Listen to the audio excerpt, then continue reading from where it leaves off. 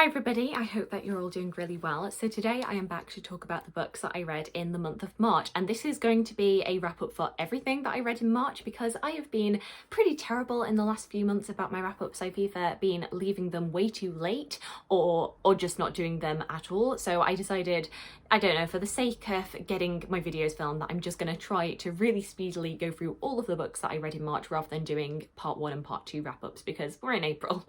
We need to get out of March, we need to get out. So I am going to be doing some very speedy thoughts and opinions on these books, or at least that is the plan, especially because I read quite a lot of books in March. I believe I read 16 books in March, which is pretty good going for me, more than a book every other day. And I think all of them were 3 stars and above, which is pretty good going. As I have started doing this year, I'm going to be talking about these books in order of my preference, how much I liked them, going from my least favourite to my most favourite. As I say, because every book that I read this month was rated 3 stars or higher, please do not take me putting this book lower as an indication of it not being very good. Not at all.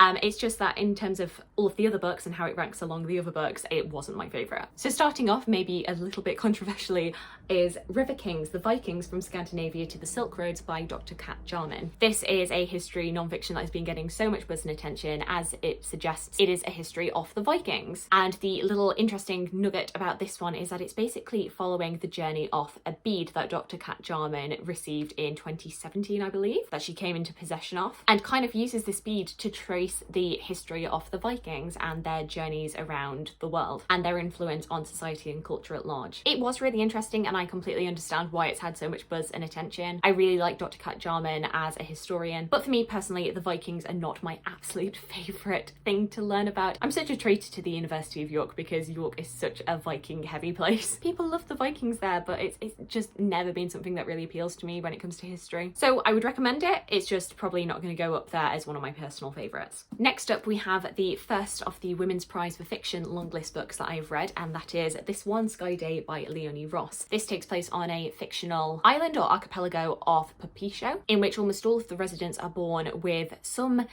kind of power. This isn't like a high fantasy, everybody has these incredible powers at their fingertips, but everyone has something that is like a little bit different about them. For example, one of the characters that we follow is able to flavour things, to spice things up just by touching them, and he utilises his gift to become a chef. It's just little tiny things like that that make this world a little bit more magical than a regular world. This follows a number of different characters and really illuminates this fantastical island. It's really very much about the everyday goings on of these residents. There's no like magical big important quest. It's not these big forces of good and evil. It's just people living their day-to-day lives. Partway through the book, a magical thing happens that is... I'm definitely not going to forget this plot twist anytime soon. Something happens to a number of the residents of this island, and yeah, it's interesting. It's an interesting read, and it's basically about these people's reaction to it and the like political, social ramifications of this thing that happens. And I cannot reveal what this thing happens without spoilers, but it was very funny to read about. What I will say about this is that whilst I found a lot of the imagery in this really beautiful, there are definitely moments of this book that are really going to stick in my brain. It's not one that I really latched onto, and I didn't have a very deep connection to it. I didn't really gel with any of the characters in this, which for me made it more of a 3-star book. I would say beautiful writing, beautiful concept, but in terms of connection it left a lot to be desired for me. Next up, we have 1,000 Mornings by Mary Oliver. This is a poetry collection. I've been slowly but surely trying to get back into poetry. This is my first Mary Oliver, and I'm definitely going to come back to Mary Oliver. I think she is a very interesting writer. I love how she talks about life and nature and kind of relating nature to everyday, to the modern day. It's a collection that is a lot about overthinking and how, you know, the natural world does not overthink in the way that humans do, and how we are really being held back by our overthinking. I think one of the key lines in this collection is, "You fuss over life with your clever words, mulling and chewing on its meaning, while we just live it." This is the character of a fox speaking to our narrator, telling her how much does she hold herself back by thinking so much about things and never doing them. Once again, kind of like the other 2 books, really interesting, one that I'm glad that I've read, but maybe not one that I'm going to come back to again and again. I did tab a few of the poems in here, but it's not one of my absolute favourites of all time. Next up, one of the books that I read for Herstoryathon was The Woman They Could Not Silence, One Woman, Her Incredible Fight for Freedom, and the Men Who Tried to Make Her Disappear by Kate Moore. Kate Moore being the author of the very popular The Radium Girls. Instead of looking at multiple women, in this she's just focusing on one woman, Elizabeth Packard. She was a housewife living in America with her husband and her 6 children. She was very politically minded, very much in favour of women's rights, and she was very vocal about this, and her husband did not appreciate her political leanings, and in response declared that she was insane and sent her to an asylum. And this is really about her fight for freedom, noticing while she's living in the asylum how many other women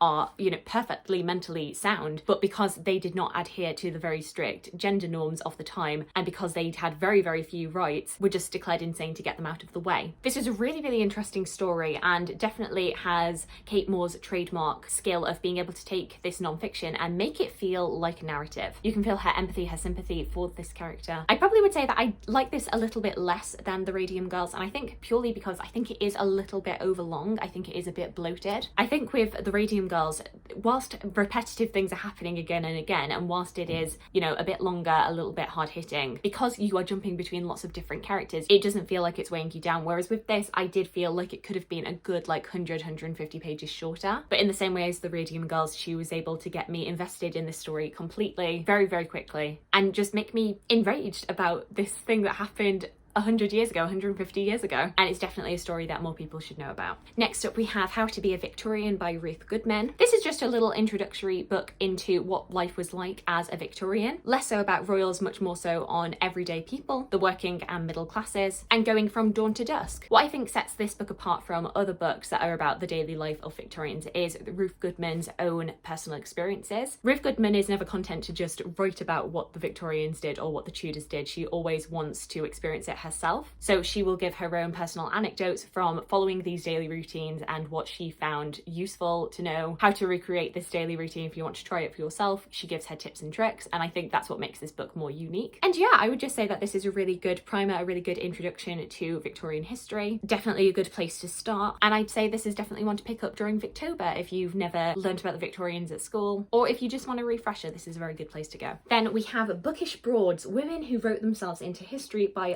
Marino, with illustrations by Alexandra Kilburn. This is a really interesting book going through many centuries of different women who wrote themselves into history, famous women writers. It gives a short little biography about their life and works, and then also is illustrated by these absolutely stunning portraits of these women. And I think these images are worth the price of admission when it comes to this book.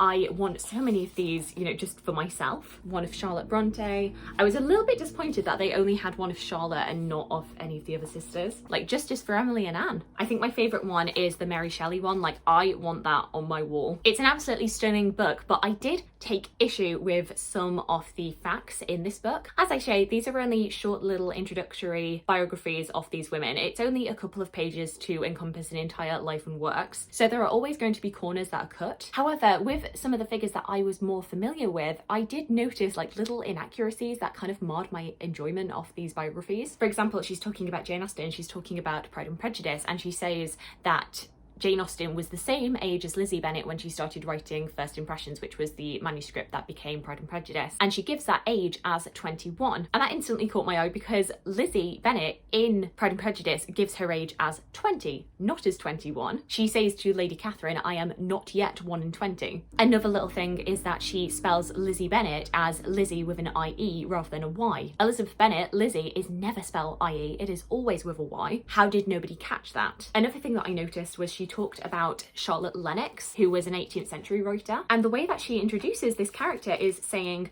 Charlotte Lennox appears in Richard Samuel's 1778 painting. She describes her as being one of the most influential female intellectuals of the time, but she was no bluestocking. Now, bluestocking is a term that she is using, I think, in the pejorative. She's not using it capitalized, and bluestocking not capitalized is kind of used as a pejorative for intellectual women. You know, it's kind of, oh, she's a bit of a bluestocking, isn't she? It's kind of derisive. It's not really taking whoever they're discussing seriously. But in the 18th century, the bluestockings were this influential set of women who came together to read and to write and to speak their minds about political dealings. Bluestocking with a capital B, of which Charlotte Lennox was one of those people. So why in this is she saying she was no bluestocking? And nobody caught that? Nobody caught that wasn't quite right. Maybe somebody can tell me if I'm missing something here, because 18th century intellectual history is something that I have dabbled with at university, but it's not, you know, like my main area. But why would she say she was no blue stocking, lowercase b, and not reference the fact that she was a blue stocking, capital B? I'm really confused why she used that term when there are multiple meanings to that term. I hope I'm making any like semblance of sense, but things like that, those little nitpicks that I had, kind of took me out of this reading experience, and it made me think, if I'm noticing these little inaccuracies within the women's lives that I do know a lot about, what is wrong and inaccurate in the rest of these women who I don't know as much about? And it just kind of left this cloud of doubt in my mind about the veracity of what she's talking about. I'm definitely glad that I have this, and once again, I want some of these pictures as prints. I want them up in my room, please. But I'd recommend that you buy this more for those images than I would actually for the writing, which is a bit sad. Next up is a book that I'm not going to talk too much about right now, because we are going to be talking about this in the live show for the I Should Have Read That book club for March, and that is Peter Pan by J.M. Barrie. This was my pick for March, as it was my birthday month, and I wanted to read this because I've never read Peter Pan before, can you believe? And yeah, really enjoyed this. Not one of my favourite classics of all time, but I'm really glad that I have gotten around to this. As I say, we will discuss this more in detail of our thoughts and feelings in that live show. I'm not sure when that's going to be yet. We are a little bit behind with our live shows because I think in February we got a little bit derailed with Only Ever Yours by Louise O'Neill, which, as you know, was a book that I didn't really like at all, and life has just gotten in the way, but we will talk about this soon. I promise. Next up, another book that I read for the Herstoryathon was Gentleman Jack, Regency Landowner, Seducer and Secret Diarist, which is the biography of Anne Lister by Angela Steidele. Steidele? I think it's Steidele. As the title would suggest, this is a biography of Halifax's most famous resident, or one of the most famous residents of Halifax, Anne Lister, who was a landowner. She owned the estate of Shibden Hall and has become very famous recently, kind of being cited as like the first modern lesbian, because Anne Lister was prolific in her dating of women, though it was only discovered very recently from decoding of her secret diaries that this was the case. She was a prolific writer of her diaries. They ran to many volumes, some of which was in this very elaborate code, which was a mix of ancient Greek and other languages, which once it was decoded revealed her many affairs with different women. This, when it was first discovered by one of her descendants, was hidden away, but it wasn't hidden very well. I get the sense that John Lister, who discovered this, did want people to find this eventually. He didn't destroy the diaries, which makes me think he probably wanted people to find out. And she as a figure has had a lot more attention because there has been a television adaptation of her life. In fact, I believe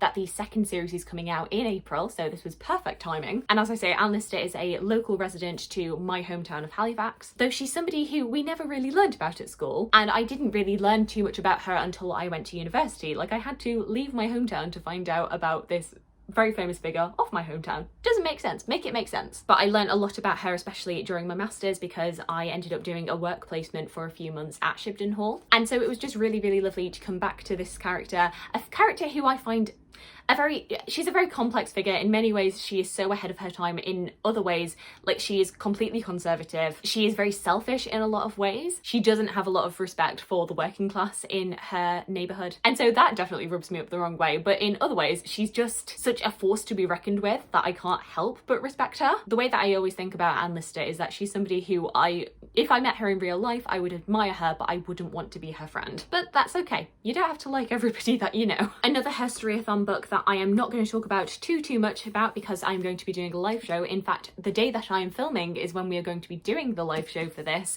is Rebel Women, the Renegades, Viragos and Heroines Who Changed the World from the French Revolution to Today by Rosalind Miles. This, I believe, is also known in the US as The Women's History of the World, and it has a different cover. And this was the group pick for the month of March. Really interesting book. Really enjoyed reading this very much whistle-stop tour of 200 years of women's history. And like I say, if you want to know more, do check out that live show. One of the next books from the Women's Prize longlist that I read was The Book of Fulman, Emptiness by Ruth Ozeki, and this was really good. This is a book about a mother and son who have recently lost their father. It's very much a book about grief, and following the death of his father, the young son, who is around about, I think, 12, 13 years old. He's quite young, starts to hear voices, like everything in his life seems to be talking to him. So he's very clearly suffering from some sort of mental illness. Meanwhile, the mother is really suffering because her husband was really the person who pulled everything together. She's having a hard time coping with the loss of her husband and also keeping a track of her son and his whereabouts and his mental health. She starts to develop a bit of a hoarding problem, and it's just a really beautiful look at grief and the importance of asking for help and finding a bit of comfort and safety when one of your pillars of safety is no longer there. And yeah, I really enjoyed this. There's a bit of a meta element in this because you've got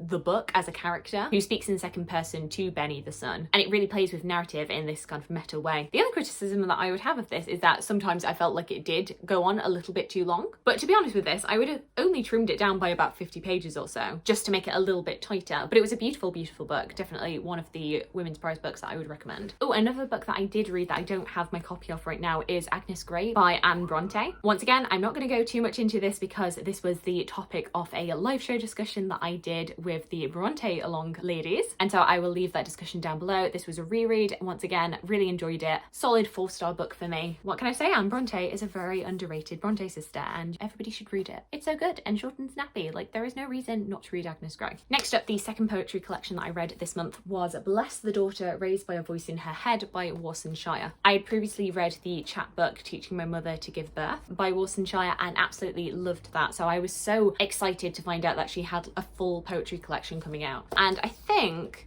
you can see from how many times I dog-eared pages to tab them, to come back to them, how much I enjoyed this book. This is absolutely stunning. It's a book about refugees, it's a book about women's experiences. It's another book that is very much dealing with grief and loss. A very silly moment that I had while reading this was not realising that my favourite poem in this was a very famous Warsan Shire poem that has been out for many years, and I must have heard it before, but until I actually read it this time round, I feel like it just slipped my mind how much this is in the public consciousness. And it's the poem called Home. Like I say, you've probably heard of this poem, you've probably heard many of the lines in it before. And for some reason, whilst I was reading it, I didn't clock that this was that poem. It's the poem that begins, "No one leaves home unless home is the mouth of a shark. You only run for the border when you see the whole city running as well. The boy you went to school with, who kissed you dizzy behind the old tin factory, is holding a gun bigger than his body. You only leave home when home won't let you stay." It's a poem about refugees and running from your home and how devastating it is to get to a place of safety and discover how unwelcome you are and how dismissed you are as, why are you here? Why don't you just go home? And it's like, well, I can't really go home. Do you really think that I would have left if I had any other choice? And like I say, this is a really famous poem, but for whatever reason, it didn't clock for me that this was that poem. But nevertheless, it's a very famous poem for a reason. It is absolutely stunning and beautiful. And I was reading this in the car on the way home, this particular poem, and I started crying in the backseat. That's what she does to me. The last Women's Prize for Fiction book that I'm going to talk to you about today is Great Circle by Maggie Shipstead. This was one of the books that was actually shortlisted, I believe, for the Booker Prize this year. This has a dual timeline. The first telling the story of Marion, who dreams of becoming a pilot, and it's her journey to achieve her dream. The second timeline is of modern day, and it's this actress called Hadley, who is now being cast as Marion in a biopic of her life, and her learning more about Marion, aspects of her personality that people hadn't known before, and how much does she bring to this production and how much does she keep to herself. Her side of the story is very much about how Hollywood glamorizes things, how movies whittle down these very complex figures into just these stock characters, and often the length of a film does not lend itself to a very nuanced depiction of somebody's life. Marion's story is very much one of struggle. There's this very overt theme of sexism woven into both narratives, the ways that both of these women, despite the decades in between them, are being treated differently than their male peers. And I think Maggie Shipstead quite rightly does not give equal amount of page coverage to both of these stories. She definitely realises that the thing that we are most interested in is Marion and her learning to be a pilot and her experiences. Hadley ends up just being like, every now and then we pop in and check in on how she's doing, and I think that was right. And I think the overlying message of this is how the choices that you make in life affect people. Even small things that you don't necessarily consider have lasting ramifications, and that is why we start the story like way before Marion is even born, and how the choices that her parents made led to the life that she would ultimately lead, and then how the choices that Marion makes ended up affecting those around her. And yeah, I would say say that so far, out of the 4 books that I've read for the Women's Prize longlist, this is my favourite. I thought it was a really beautiful story. You really feel, because of its length, that you have lived a life with these characters. I wouldn't suggest binging this one. I would suggest like dipping in every now and then and just taking your time with this book. A book that I have very similar thoughts on is Still Life by Sarah Winman. This is one of the books that I think people were quite surprised didn't actually make it on the long list. And I think it's quite a shame as well, because this is such a beautiful book. This follows 2 characters, Evelyn Skinner and Ulysses Temper, had to check the back for his last name then, who initially meet in the 1940s during World War II. They've met each other in Italy whilst Ulysses is fighting for the British Army. Evelyn just kind of doing what she does. Evelyn, who is an art historian who is trying to save some of the paintings in Italy. During one evening they end up meeting. They have a very strong connection where she tells him that he must go to Florence because he's going to have an extraordinary experience there. Later on he ends up saving a man who was about to commit suicide. They also end up having like a nice evening chatting to each other, befriending each other before he ends up going back home. We meet him and his kind of like ragtag team of Londoners who are all just kind of struggling to find their place in the world. It's this very eclectic bunch of misfits who just have this found family together. And then quite early on in the story we discover that the man that Ulysses had kind of talked down, who he had saved from committing suicide, has since died, but he in his will has left his home in Florence and all of his possessions and wealth to Ulysses. And so Ulysses ends up taking some of his friends over to Florence and they just start making a life for themselves in Florence, and it's so beautiful. And it's just this very lovely, just very chilled story about these people living their lives in Florence, and it just feels very human. They have their struggles, but they also have their joys. They have to adapt to this new life, how they end up making friends with the locals, and I just love this group of people who are so like loving and accepting of each other, and just it's just very heartwarming. I really enjoyed it. And then we get to the last 2 books, which were my 2 favourites of the month. Very, very different books. First off, we have You and Me on Vacation by Emily Henry. This was a lovely romance book which just made me so happy, and I read this within a few hours. It was so enjoyable. This is a story about Poppy and Alex, who are 2 like kind of unlikely friends. They have very different personalities. She's very bubbly, he's very reserved, but somehow they seem to bring out the best in each other and they really enjoy each other's company. And for the 12 years that they've known each other, every summer they end up taking a vacation because both of them have this kind of wanderlust. They want to learn more about the world, but they've just never had the opportunity to. And they always look forward to these trips. They always have such a fantastic time with each other. But then we discover very early on that 2 years ago, they ended up having a bad experience after one of the trips and then just never spoke to each other again and really drifted apart. However, Poppy is realising that there's a real void in her life without Alex. She realises that the last time that she truly felt happy was going on holiday with him. And so she invites him to have one last vacation with her to see if they can patch things up. But of course, as you might expect, a little bit of romance starts to bubble. This book alternates between the present day and the previous holidays that they went on. And so you've got this little patchwork quilt that starts forming of these 2 people's lives and what brought them to the point that they're at right now. And even though on paper you would think that these 2 people who are so different would be so at odds with each other, wouldn't make a perfect couple, you start to think, how do these 2 dummies not realise that they are perfect for each other? Because it's a romance, you know what's coming, but it's just so enjoyable. I had such a good time reading this, and it's just made me think, why do I not constantly read romance? So much fun. And I just think everybody needs like a fun book to return to. And this is one of mine. And then lastly, my other 5-star book that I read this month was one of my Herstoryathon picks, and that was The Language of Food by Annabell Abbs. This is historical fiction. It's set in the 1830s, 1835, and it follows the story of Eliza Acton. Eliza is a poet who is looking for publication, but unfortunately she is told by all of the publishers that they will not publish poetry written by a woman. Instead, one of the publishers suggests that she writes a cookbook that is, you know, easy to pass out, that has the same kind of fluidity of writing and ease of method as her own writing of poetry. But the issue here is that Eliza does not cook. She has never cooked in her life. And so she ends up hiring the young Anne Kirby to come and work at her home and kind of teach her the tricks of the trade of cooking. And basically this book really tracks this friendship over many years of these 2 women who come from very, very different backgrounds, but who share this connection of food and writing. Apologies, I am just going to refer to the Instagram post that I wrote about this because I think it's more eloquent than what my brain has to offer right now. But I wrote that it's a book about food, of course, poetry, female friendship, class, passion, the limited options for women in this time period, attaining freedom, impoverishment,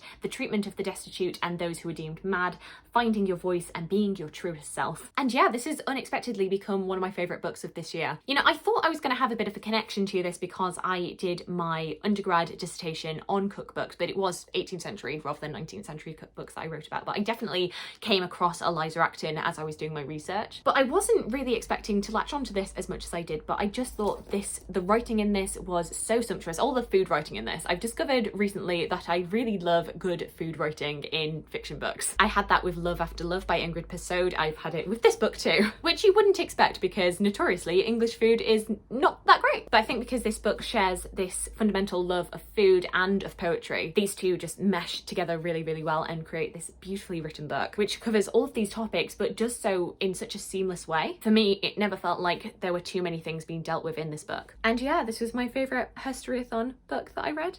It's my favourite book of the month. It's beautiful. I love it very much. Read it. So there we go. After 52 minutes of filming, those are all of the books that I read in March. There is a reason that I tend to split these down the middle. But I hope that you have enjoyed this. I hope you've enjoyed learning about all of the different books that I read this month. Do let me know if you yourself have any thoughts about the books that I read this month. I'm very interested to know if any of you did participate in Herstoryathon or if you are also reading along the Women's Prize long list. Alternatively, just let me know about anything that you read in March. I would love to hear from you. I hope you're having a fantastic, fantastic day and I look forward to talking to you again soon. Thanks. Bye!